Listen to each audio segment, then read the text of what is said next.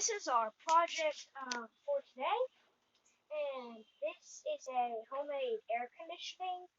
So, what you basically do to make it work, you just take some ice, like we have here,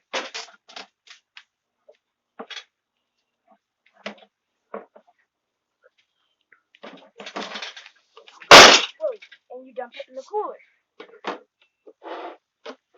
Then, take your lid, and you put it on there. Then, you can take a power supply or a battery and turn it on. And what it does, this fan blows air through here, making the air cooler with the ice inside and pushing it out top here. And how cool does the air get? Sometimes it depends on what type of ice you use. If you use maybe cubed ice, it will be tend to go to 65 to 70 degrees.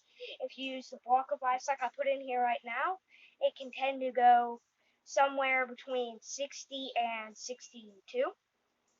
And if you use frozen bottles, and I'll go get some after this, we haven't tried it just by itself yet, but what I'm guessing it will put out is maybe 65 to 70 also.